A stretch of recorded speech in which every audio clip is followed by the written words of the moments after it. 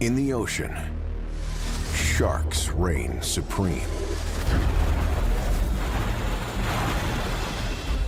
Crushing teeth.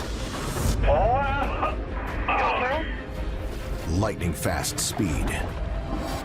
And killer instincts. But being at the top of the food chain doesn't come without trouble. As seals, surfers, scientists, Big shock! Big breach! That was massive! even whales go head-to-head with the ocean's ultimate predator. This has never been seen before.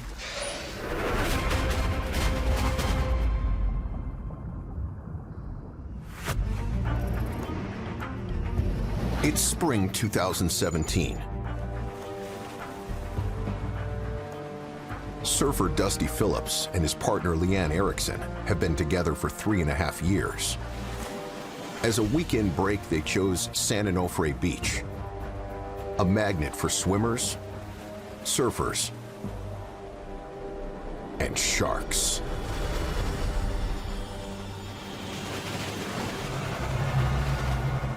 Some 60 varieties swim off the coast of California, mostly harmless to humans. But lurking in the depths, the tiger shark and great white. It was so beautiful that weekend. Water's so blue and sparkly. All the guys had their boards. I was the only one swimming. Leanne and I were about 100 yards out, floating around in the water, having our fun. We had noticed a sea lion had surfaced to my left and looked right at us. And I looked at Dusty and I said, that sea lion looks a little panicked to me. And then right away he dipped back down under and was gone. I pull the board out from under to turn to paddle for a wave.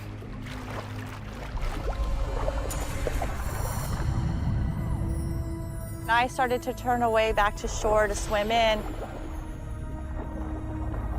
As soon as I turned to start to paddle, A shark had grabbed me by my right upper thigh.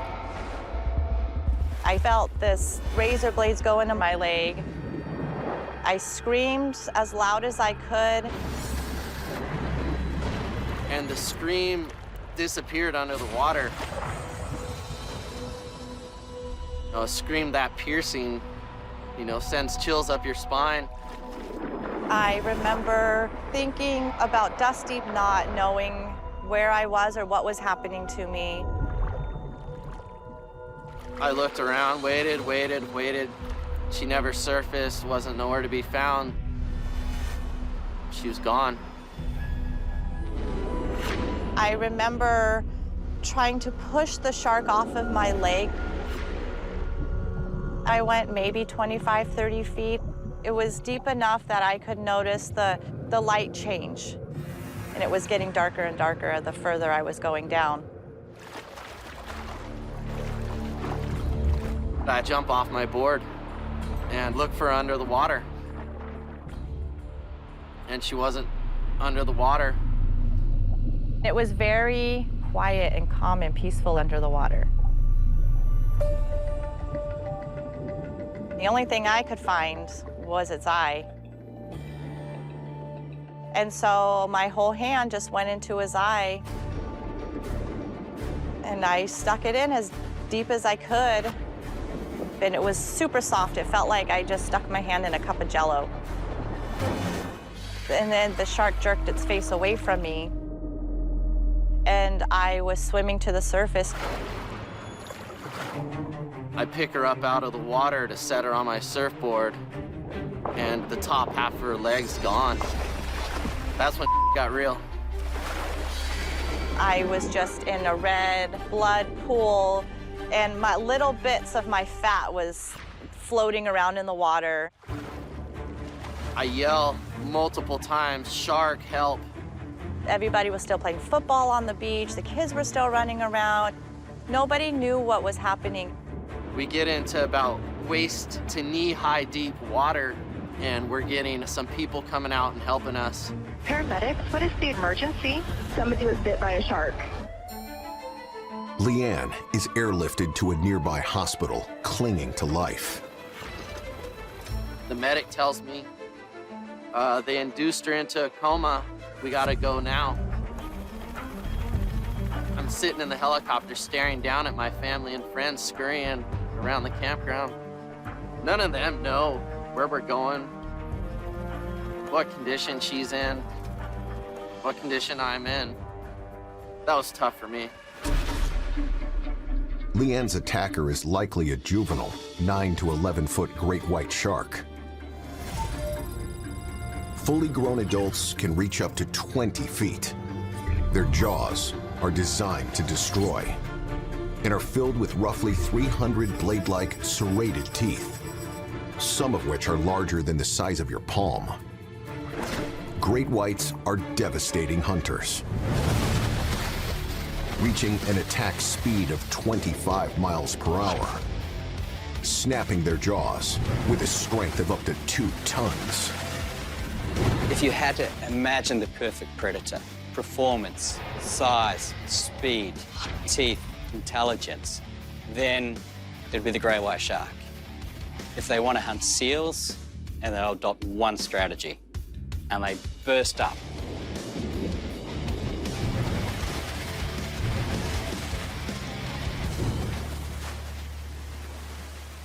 Even juvenile, smaller, 2.5, 3 meter, 10-foot white sharks, if given the opportunity, will have a go at bigger prey. As surfers often wear black wetsuits, they could be mistaken for a seal. The outcome could be deadly. The great white, they have that dentition, which is that their teeth act like saws to pull big chunks out of prey.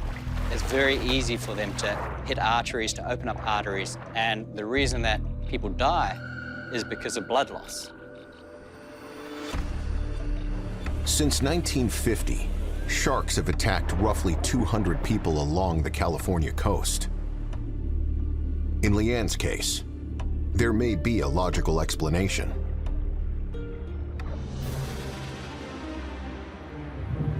In California, the sea lions are protected and the population is growing. The great whites are also protected. The likelihood of those two species coming into contact is growing every year. If you choose to go and swim around these sea lions, we know great whites are, I would say it's not a really smart move. The great white is patrolling. What he's looking for is a silhouette of a sea lion. If you're looking for an explanation why that great white shark attacked Leanne, the fact that she was swimming in an area abundant with sea lions, then the explanation is probably mistaken identity. But how often are great whites making mistakes when they hunt? In the waters off the coast of South Africa, prey is plentiful. And so are great whites. In fact, some of the highest concentrations of great whites hunt these waters. The big draw, the nearly 2 million seals that call the southern tip of Africa home.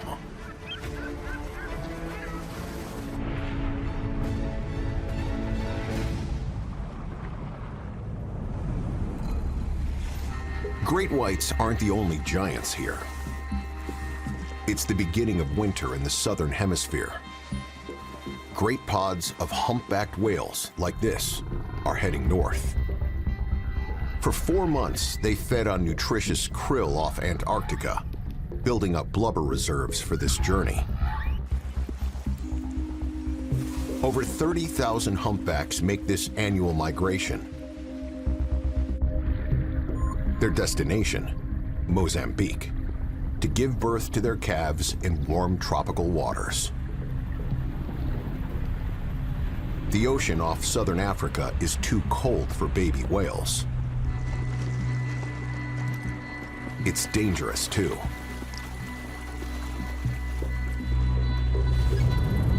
Great white sharks dominate these southern waters.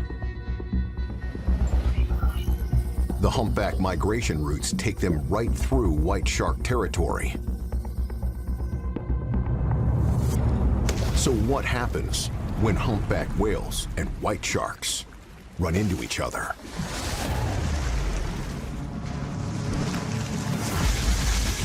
Wow. Away from the boat, away from the boat, away from the boat. There we go. Marine biologist Ryan Johnson has been studying the white shark population in South Africa for over 20 years. Whoa, there we go. Oh, she went for it.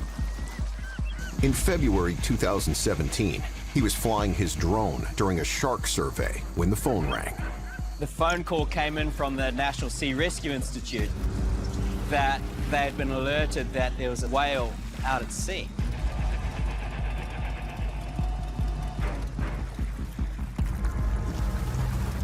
It looked like it had been wrapped up in long line. The whale wasn't moving. Was it dead?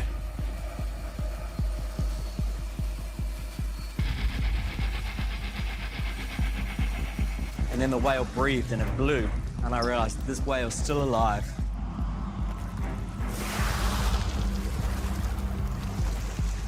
Then, Ryan saw something else. A 14-foot great white shark headed straight for the young whale.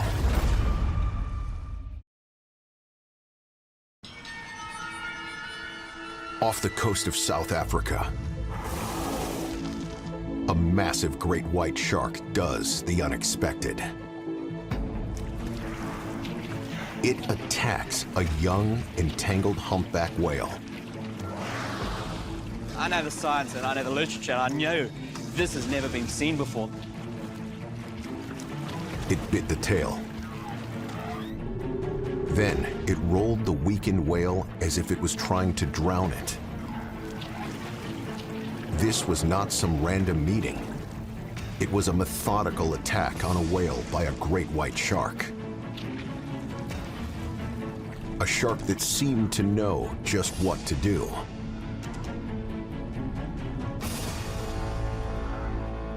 Ryan is the first person ever to witness this shark behavior. He played the drone footage over and over and suddenly recognized the shark. He tagged her for research back in 2012. Her name is Helen. Dorsal fin came up out of the water, and you could clearly see the satellite tag remnants on her, plus that distinctive dorsal fin. Now that she is that shark that hunted a humpback whale, a living humpback whale, she has sort of marked her place in the Sharks Hall of Fame forever, and she's always going to be remembered from that. It's the kind of infamy that's kept great whites feared for generations.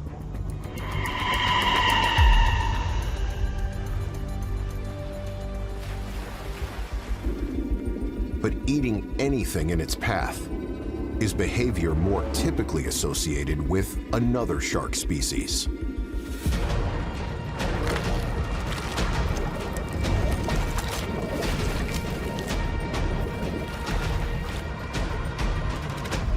The tiger shark. As fierce as its name implies, tiger sharks can be found near coastlines in tropical and subtropical waters all over the world. Like its namesake, its striped camouflage allows the tiger to silently stalk prey, virtually undetected. Their stripes may fade with age, but killer instincts and voracious appetites stay with them for life. This undisputed heavyweight weighs up to 1,400 pounds and reaches over half the length of a school bus. It has an arsenal of weaponry to track, hunt, and devour massive prey. Two powerful internal ears in its forehead pick up sound from several miles away.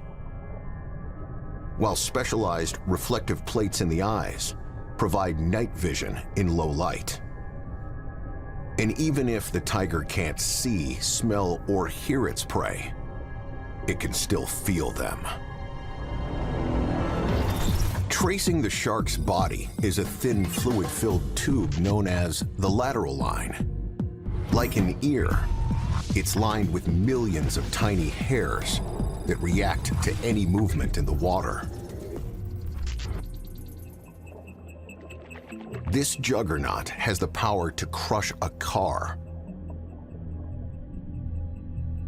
It can eat anything, from dolphins, rays, and seals, to whatever falls into the water, like birds, trash, and even people.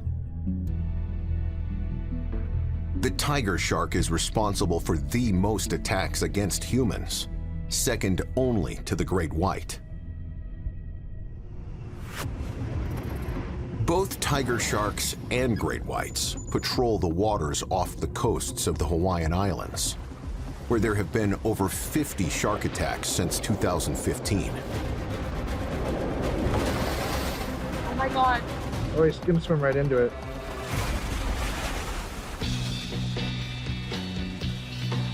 Brazilian-born Marjorie Mariano has been surfing Oahu Island for over 20 years. I consider myself a surfaholic. I live and breathe for surfing. In December 2017, Marjorie's world shattered. A community is in mourning tonight after a well-known mom was brutally murdered inside a North Shore home. I had a bad news that my best friend Thelma got murdered. She was my surf partner, my friend, the most important person in my life here in Hawaii. Heartbroken, Marjorie honors her friend with a sunset surf on the very last day of 2017.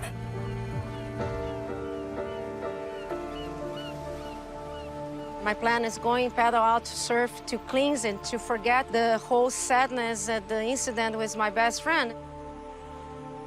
So I went surf to get myself a little bit stronger. I decided I'm gonna go just for 30 minutes just to do a closure this year, and I'm gonna go for Thelma.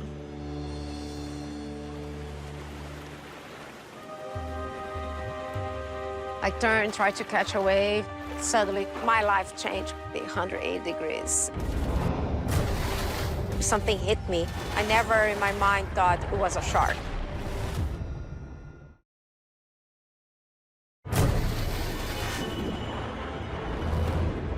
I never see fin, I never see shadow. I felt something really hard on my leg. It was just like, boom.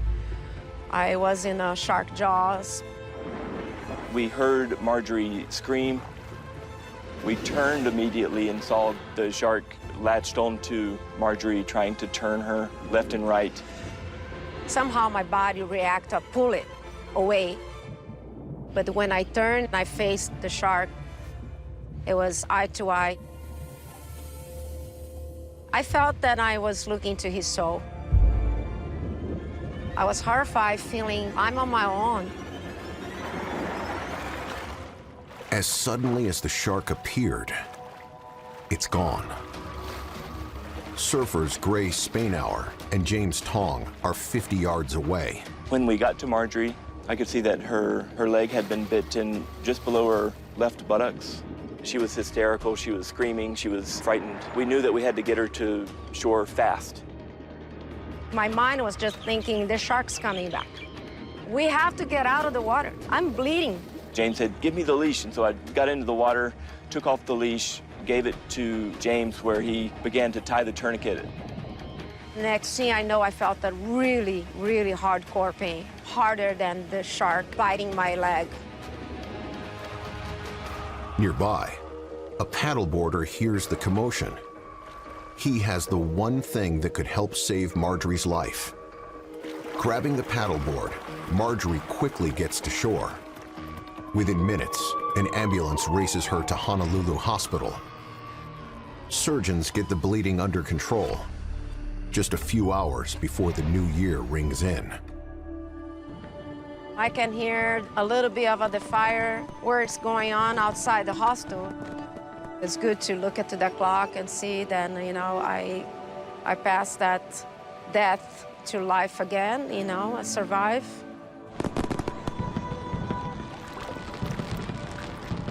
Woohoo! I made it to 2018.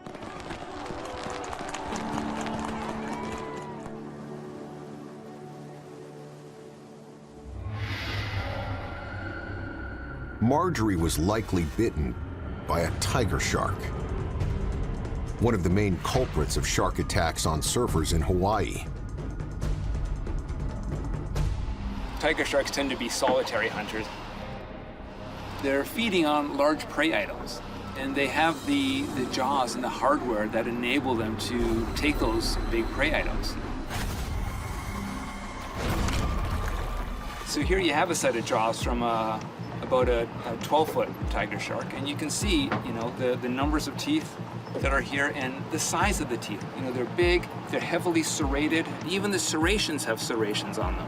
As that jaw is moving, it's slicing across, and these become little blades like on a chainsaw. And not only do they have lots of teeth, they have lots of replacement teeth behind, so they always have a full set of teeth rolling in. They encounter soft, squishy humans, easily able to get severely damaged by such strong, powerful jaws. On Marjorie's sunset surf, time and location worked against her. Tiger sharks are nocturnal hunters, and she was surfing in an area inhabited by sea turtles. So a shark swimming along, and toward dusk or at night, it sees something vaguely on the surface, it's going to come up and investigate. You're sitting on this board with your arms off to the side, which look like little flippers, on a shark coming up from below might mistake this person on the board for a turtle that's flapping around and give you an investigatory bite. While many shark attacks on surfers seem to happen through mistaken identity, other attacks could be deliberate. Like Helen, the great white shark's attack on the humpback whale, which seemed anything but random.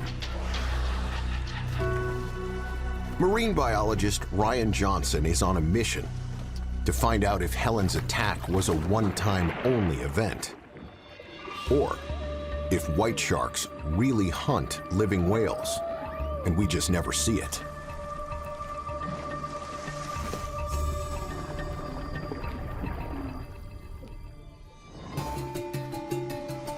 Resident colonies of Cape fur seals dot the coastline of South Africa. The great whites have plenty to eat, and they know exactly how to hunt seals.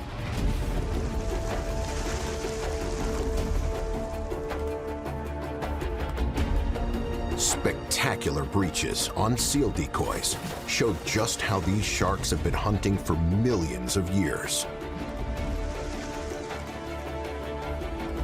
So, why would they hunt something much bigger and much more dangerous?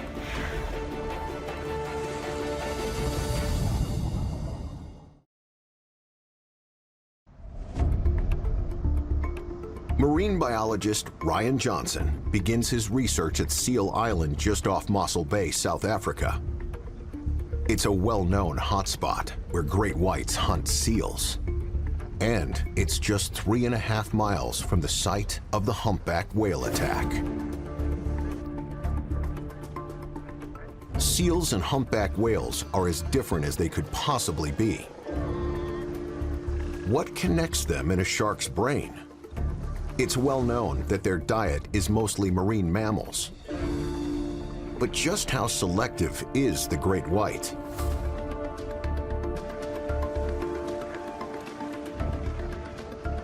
Ryan runs an experiment with 2 different sized seal decoys. Which one will the sharks attack?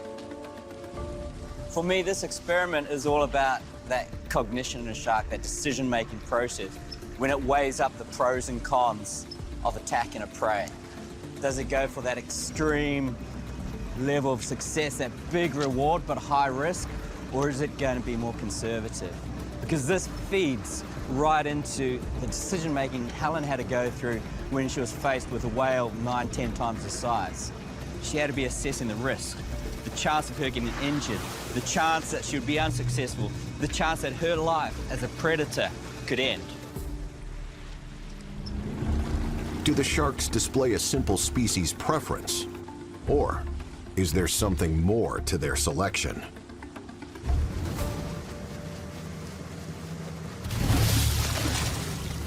Nice one. Little shark, but hit the little decoy, hit the little juvenile pup. Nice, that's what we're looking for. First breach, number 1, the baby seal.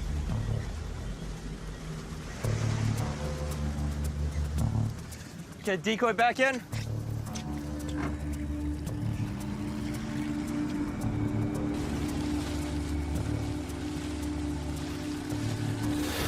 Whoa! Big shark, big breach. That was massive. Can you believe it? And on a juvenile seal.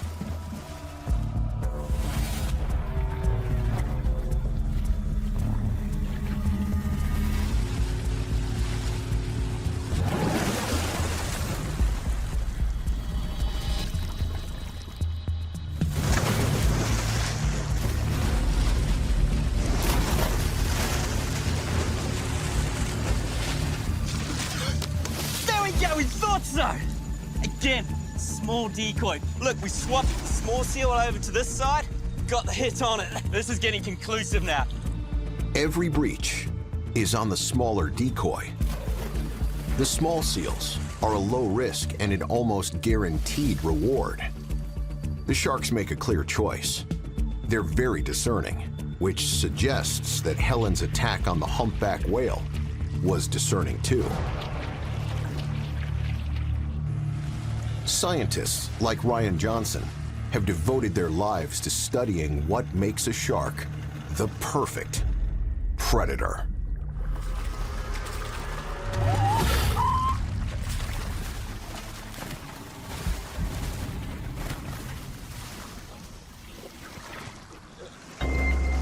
But not all behaviors can be so clearly seen from the water's surface. And getting close enough to study these unforgiving hunters hasn't always been possible. For more than 40 years, marine biologist Jeremiah Sullivan has led a groundbreaking mission to eliminate the steel bars between man and shark. I felt it was important to study these animals in their own environment, not from within the confines of a cage, which can alter the very behavior that you're trying to study. So in the end, yes, I did have to do things that had never been done before.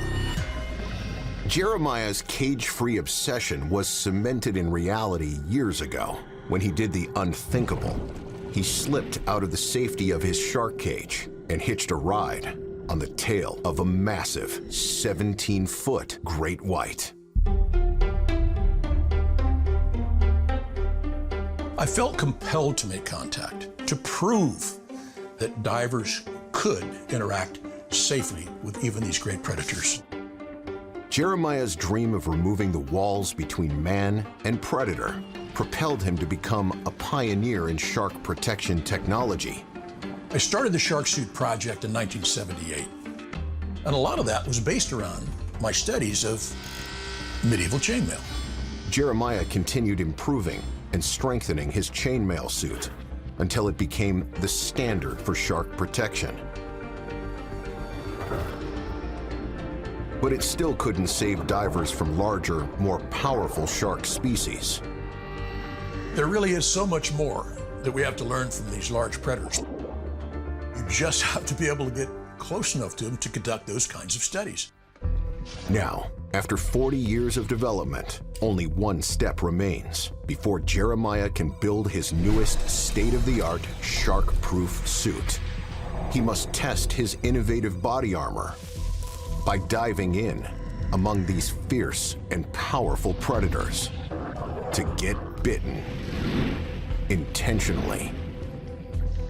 I can't possibly expect someone else to trust a safety product designed to protect them in lethal circumstances if I don't have the backbone to do that myself.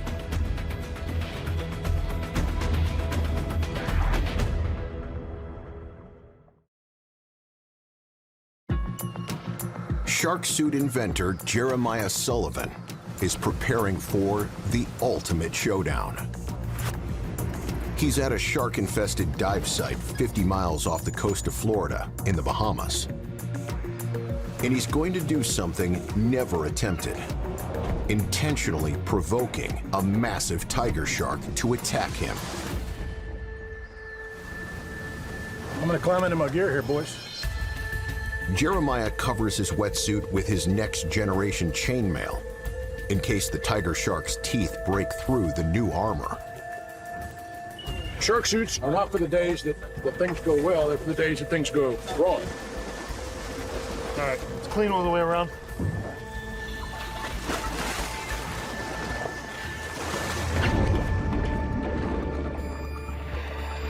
Okay, we're in position. Let's get the bait. Jeremiah plans to bait the gathering sharks into biting his test equipment, a risky practice ideally used only for research purposes. All right, coming down to you guys to get the armor. Conditions in the water are favorable. Visibility is good, and there's a steady current. Looks like I've got a lively bunch down here. I'm ready to get geared up.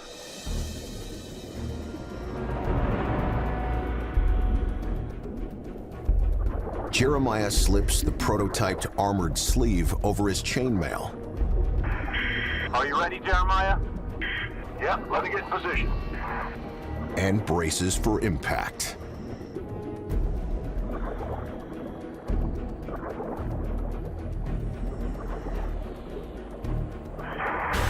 Watch it, we got a hammerhead coming in.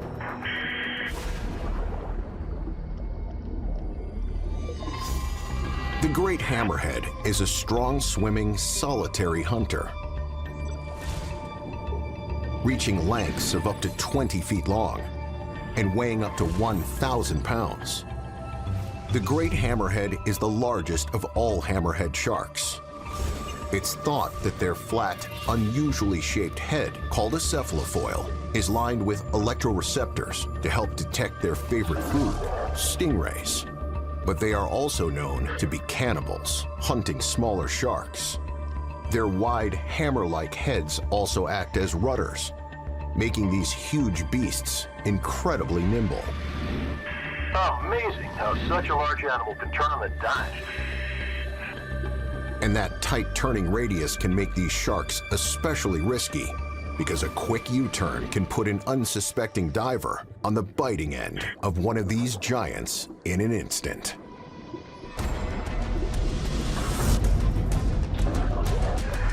It's got a hold of it.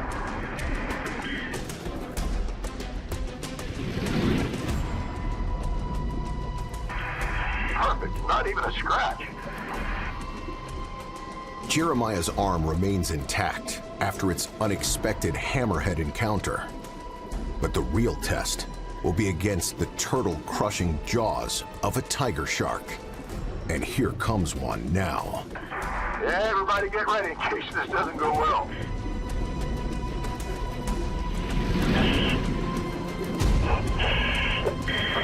Oh, Jeremiah! You okay? Wow! Oh, that was awesome! The power behind that big girl was extraordinary. But the armor worked exactly as expected. Jeremiah's armor has successfully protected him from a devastating bite. You did it! But he can't celebrate just yet. Look out, there's another one coming in. She's a big one. I got this, let's go.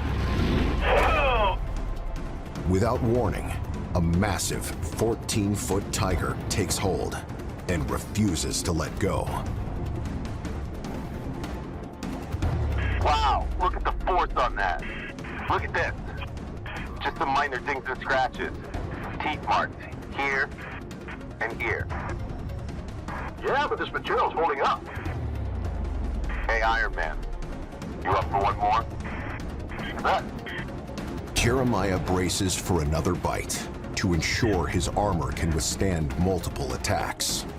Here we go.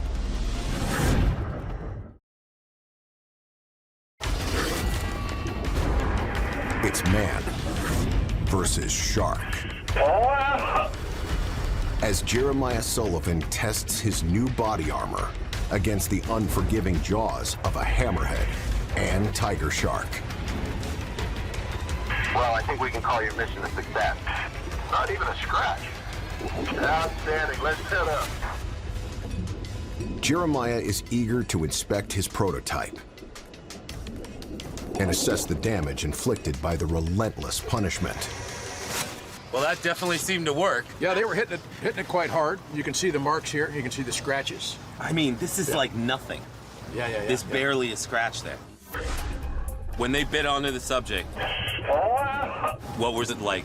I can feel the tension that the teeth place when they get a hold of something. They gave you a couple of shakes back and forth, and you didn't see any damage to this. Yeah. You know, often people talk about things like this as science fiction, but after these series of experiments, now this is science fact. Jeremiah Sullivan has successfully taken the groundbreaking first step toward creating a flexible, full-body suit of shark armor. So this is it? This is where you're gonna do? Well, this is the direction that we're headed. Sort of along these lines. Similar to some of the lightweight modern armor used by the military today, my new suit will be a full-body articulated exoskeleton. It'll be made of armor plating that is lightweight, articulated, bite-proof, and far more durable than anything else that I've built before. Jeremiah Sullivan's lifelong dream of eliminating the barriers between man and shark can become a reality. The applications for this type of armor are virtually endless. Researchers can now enter conditions that would typically be considered very unsafe. Murky water, predation grounds, you name it. Because of that, I'm sure there'll be many new breakthroughs in shark science. We'll have the tools that we need to explore the unknown and come out alive. Off the coast of South Africa, at Robert Nature Reserve, marine biologist Ryan Johnson is getting closer to understanding another shark first. For the first time in shark science, Ryan witnesses a single white shark killing a humpback whale.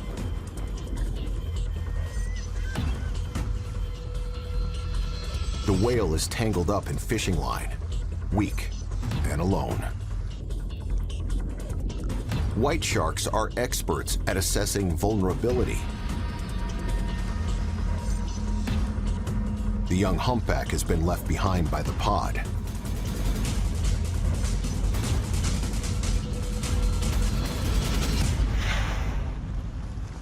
There's no escape. Was Helen cognizant of this? Most likely. And it begs the question, would this attack even have been contemplated if this whale was at full strength? And I think probably not. Helen uses the same strategy white sharks use when hunting seals. She's watchful and patient, assessing the whale's strength and ability to resist.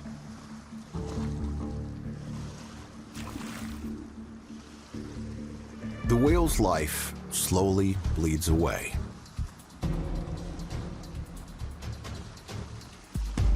Helen patiently waits. It's typical great white hunting behavior, but adapted for a whale. Helen waits until the whale is most vulnerable. Her shark sense tells her when that moment has come. So then she changed her entire strategy and started focusing on the head. Basically like this shark had done. She grips onto this and she essentially puts all her weight, tugging the head of the whale down. She uses the weight of her body to shove the whale's head underwater.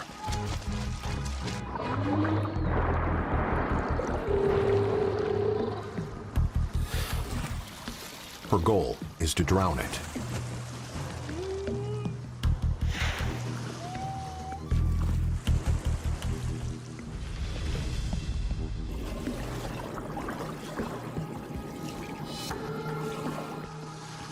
The great white is methodical. She knows just what to do.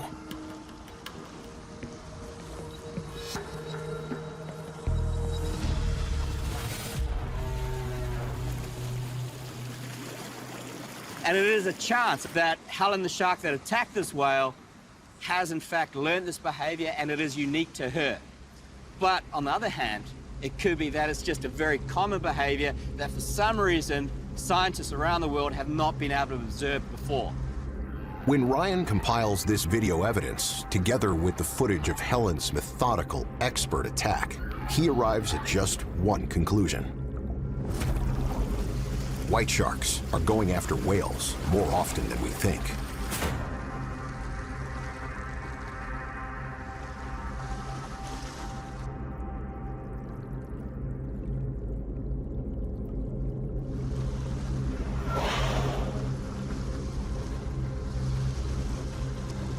After 50 minutes of patient, persistent effort, the whale draws its last breath, and Helen succeeds in drowning it.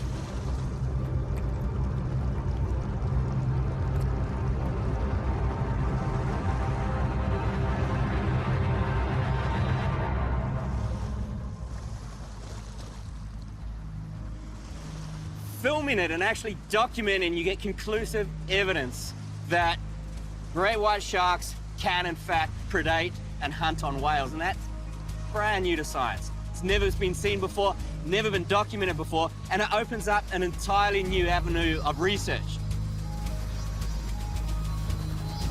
Helen the white shark found vulnerability and opportunity. She calculated the risks, successfully took down not a seal, but a whale, and ate her reward.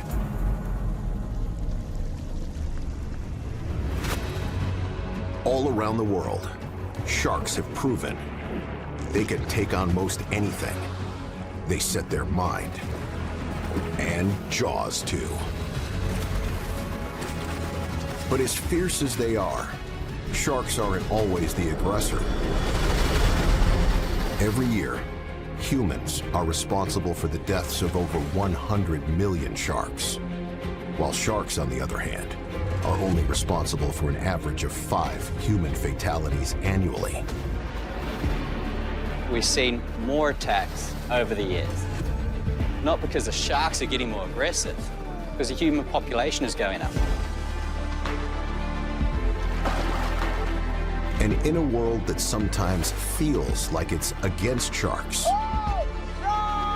it's important to remember just how critical sharks are to the world. Sharks, as those top predators, maintain the balance. If sharks go, the simple conclusion is that the ocean is going to die. Now, the entire human and Earth ecosystem is going to start breaking down.